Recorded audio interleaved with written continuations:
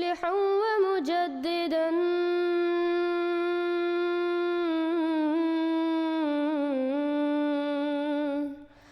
فارنوا بنظر طاهر وجنان.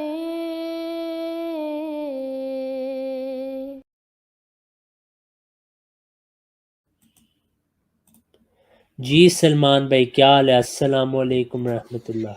وعلیکم السلام. ٹھیک ہے؟ ٹھیک آواز ہے آ رہی؟ جی آواز آ رہی ہے آپ کی. جی بھائی آپ بتائیں امامت کا آپ کو ملا کوئی ثبوت قرآن سے یا ابھی تک نہیں ملا؟ ایک منٹ. جی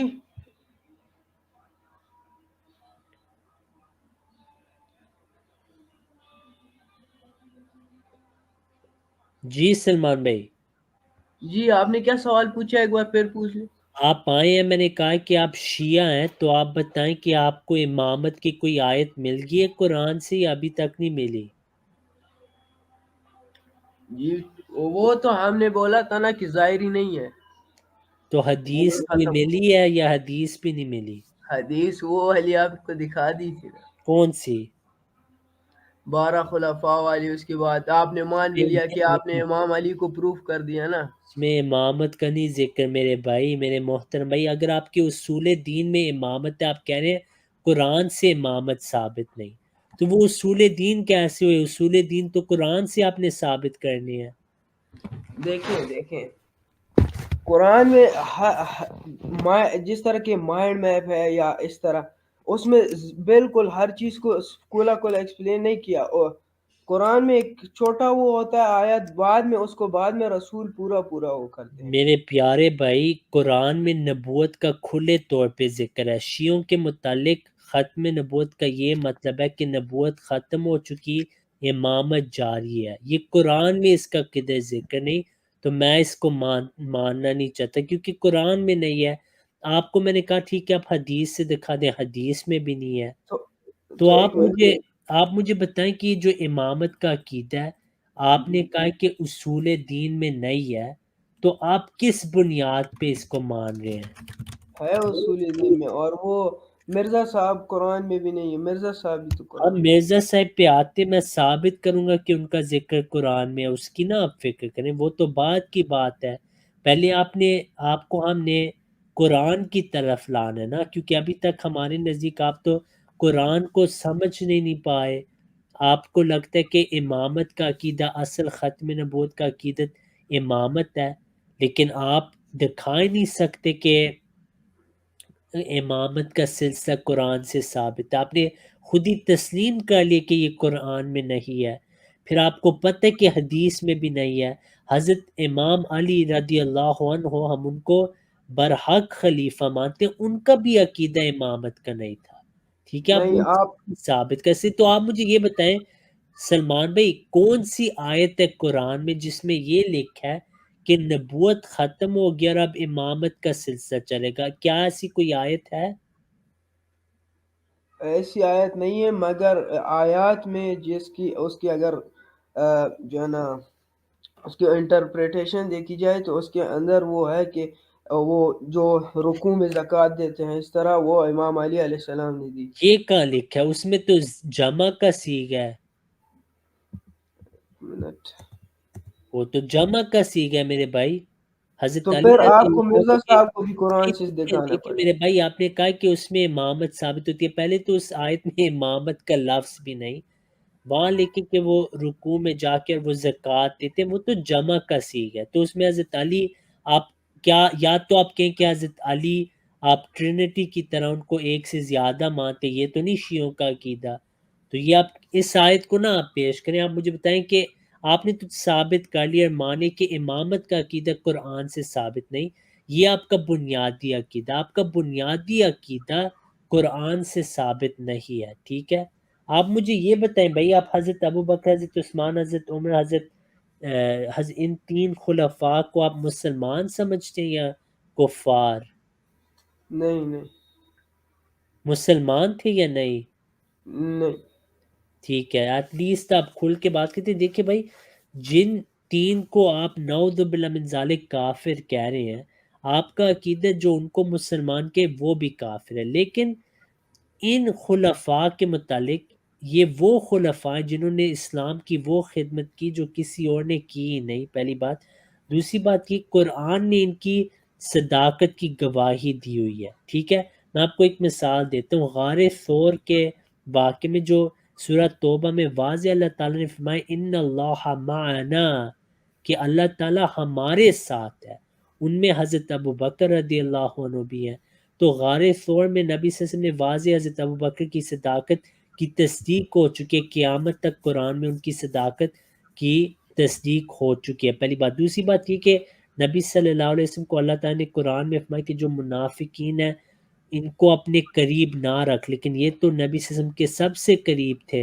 اور حضرت علی رضی اللہ عنہ نے نعوذ باللہ آپ کے نزدیک ایک کافر کی اگر بیعت کی، وہ خود کافر تھے، نعوذ باللہ اگر انہوں نے کافر کی بیعت کی ہے، تو اس کا بھی بتا دیں کہ کیوں حضرت علی رضی اللہ عنہ نے آپ کے نزدیک نعوذ باللہ میں اس سے پاک یہ ہم اس کو کفر کہتے ہیں کہ جو حضرت ابو بکر کو کافر کے اس سے ہمارا کوئی تعلق نہیں، معذرت کے ساتھ۔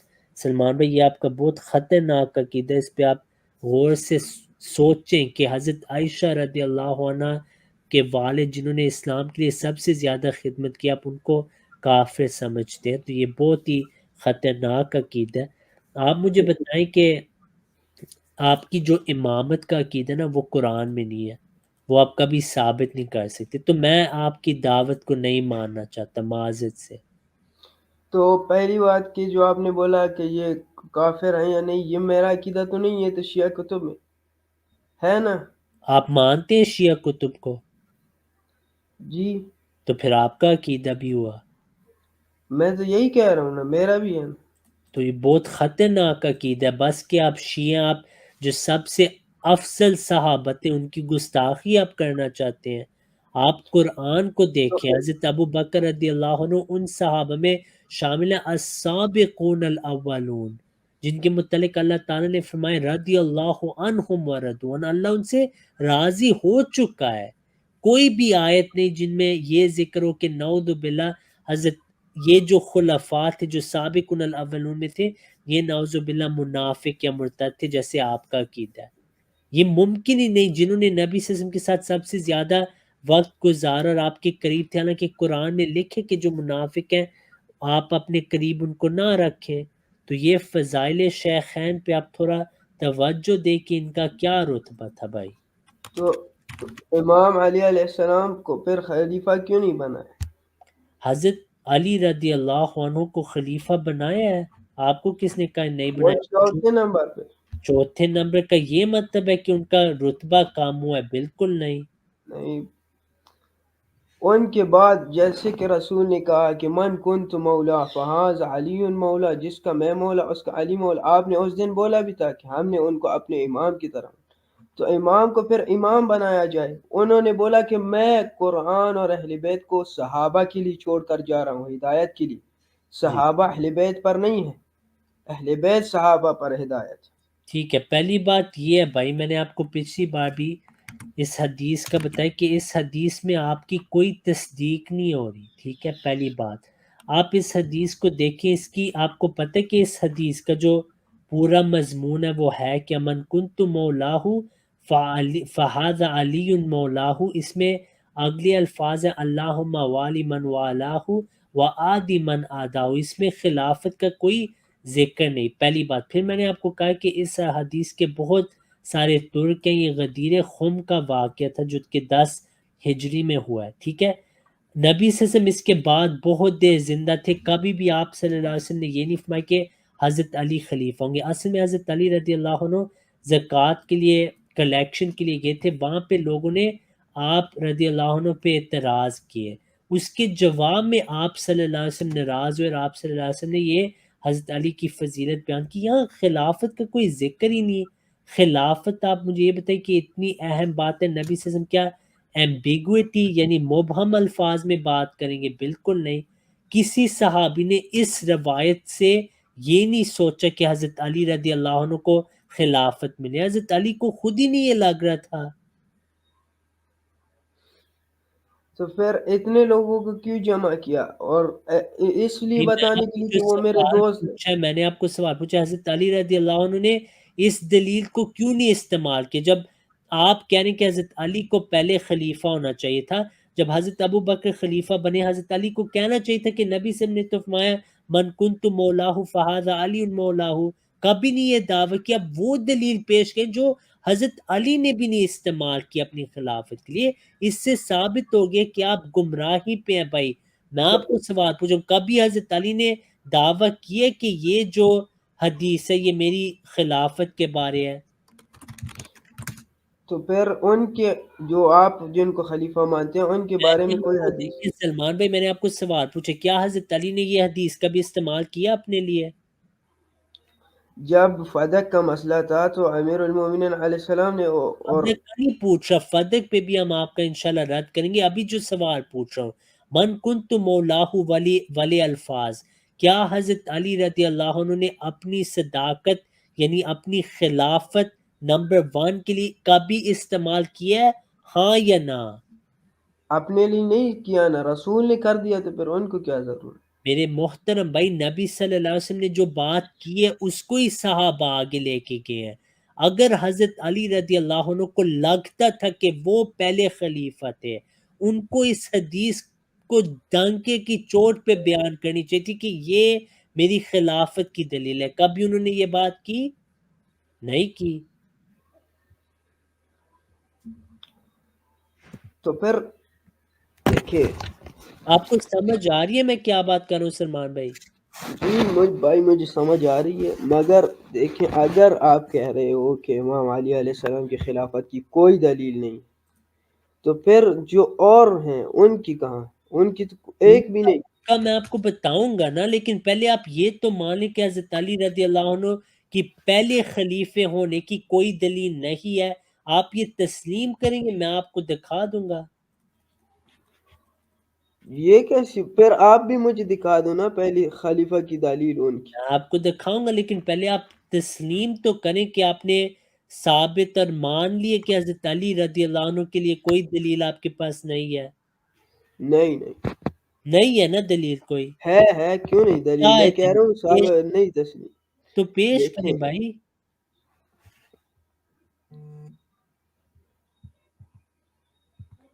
پیش کریں۔ ایک منٹ، وہی اب حدیث میں نے آپ کو بولا ہے کہ اہل بیت علیہ السلام میرے سپیریئر محترم ہیں۔ بھائی، آپ نے من کنتم مولاہ والی حدیث پیش کی، کیا آپ اس کو واپس لیتے ہیں کہ یہ صحیح دلیل نہیں؟ میں اس کو کیوں واپس لوں؟ اس میں آپ پڑھنا، اس سے صحیح ثابت ہو رہا ہے۔ اچھا، آپ نے کہا اس ثابت ہو رہا ہے، کیا حضرت علی رضی اللہ عنہ کو لگتا تھا وہ پہلے خلیفہ ہیں؟ جی، کیا انہوں نے یہ حدیث کبھی پیش کیا اپنی تو خلافت کے لیے؟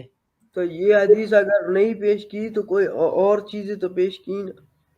تو اس کو نہیں پیش کیا، تو آپ آئندہ اس کو نہ پیش کرنا، آپ دوسری پیش کریں جو حضرت علی نے پیش کی۔ مجھے بتائیں کیا پیش کیا حضرت علی رضی اللہ عنہ نے؟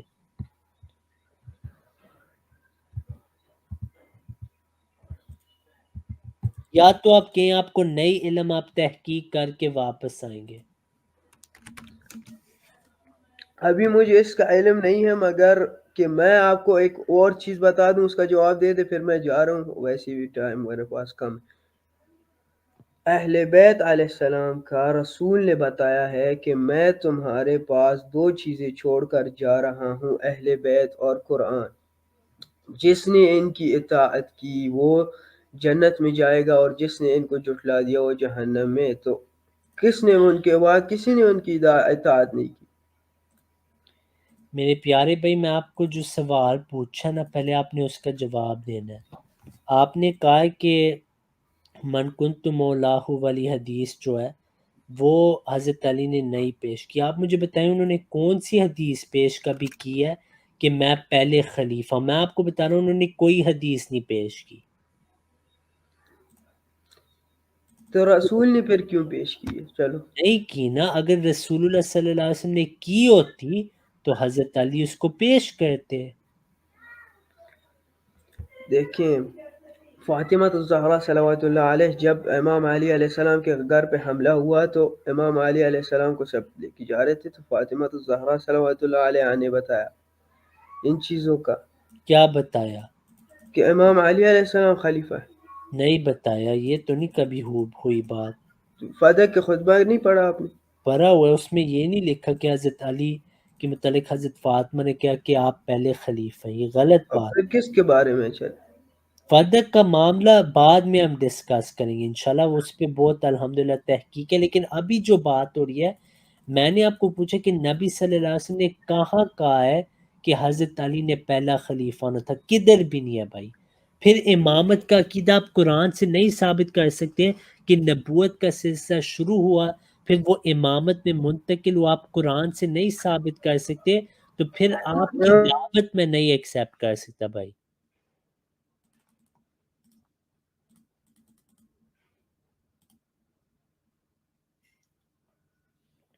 ٹھیک ہے سلمان بھائی، جزاک اللہ، انشاءاللہ اگلی بار آپ سے بات ہوگی، اوکے؟ چلے پھر آپ نے 12 خلیفہ کے نام بتانے ہیں۔ ٹھیک ہے انشاءاللہ، آپ آئیں گے ہم انشاءاللہ اس پہ بھی بات کریں گے۔ جزاک اللہ سلمان بھائی، اگلی بار انشاءاللہ آپ سے بات ہوگی۔